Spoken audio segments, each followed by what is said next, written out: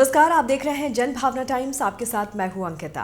अग्निपथ भर्ती योजना के खिलाफ पिछले 3 दिनों से कई राज्यों में युवा सड़कों और रेलवे ट्रैकों पर उतर चुके हैं। अग्निवीर के रूप में 4 वर्षों तक सैन्य सेवा के बाद के भविष्य को लेकर सशंकित युवाओं ने कई जगहों पर योजना के खिलाफ उग्र प्रदर्शन किया। युवाओं की भीड़ उग्र हो गई है और जहां तहां जमकर उत्पात मचा रही है। गुरुवार को भारी विरोध के बीच सरकार ने भर्ती योजना के पहले बैच के लिए आयु सीमा में बदलाव करने की घोषणा की है। केंद्र सरकार ने अग्निपथ भर्ती योजना में गुरुवार को नया बदलाव किया है। सरकार ने इस योजना का लाभ देने के लिए उम्मीदवारों की आयु सीमा 21 से बढ़ाकर 23 वर्ष करने का फैसला किया है। अभी तक भर्ती के लिए सरकार ने 17.5 वर्ष से लेकर 21 वर्ष तक की आयु तय की थी। हालांकि सरकार ने उम्र की ये सीमा केवल इस साल के लिए ही रखी है। दरअसल पिछले 2 वर्ष से सेना में भर्ती नहीं हो रही थी, इसीलिए सरकार ने सेना में भर्ती की तैयारी करने वाले 23 साल तक की आयु वाले उम्मीदवारों को अग्निपथ योजना के तहत एक मौका दिया है। केंद्र ने गुरुवार को पूरे दिन योजना के खिलाफ विरोध प्रदर्शन को देखते हुए अग्निपथ भर्ती योजना के पहले बैच के लिए ऊपरी आयु सीमा 21 वर्ष से बढ़ाकर 23 वर्ष कर दी है। 2022 के लिए प्रस्तावित भर्ती के लिए आयु में छूट सिर्फ एक बार दी जाएगी।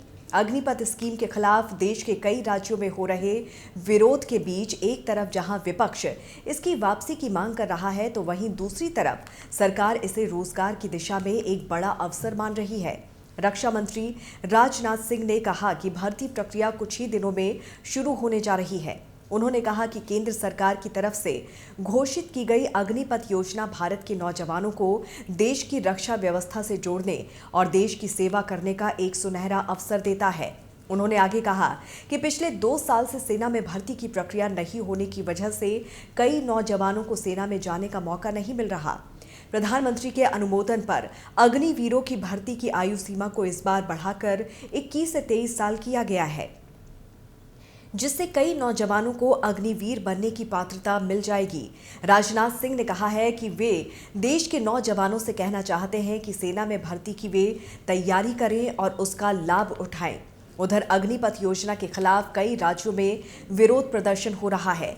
इस बीच सरकार ने सफाई देते हुए कहा है कि नया मॉडल न केवल सशस्त्र बलों में नई क्षमता पैदा करेगा, बल्कि ये युवाओं के लिए निजी क्षेत्र के रास्ते भी खोलेगा और उन्हें अवकाश प्राप्त करने के समय मिलने वाले वित्तीय पैकेज से उद्यमी बनने में भी मदद मिलेगी।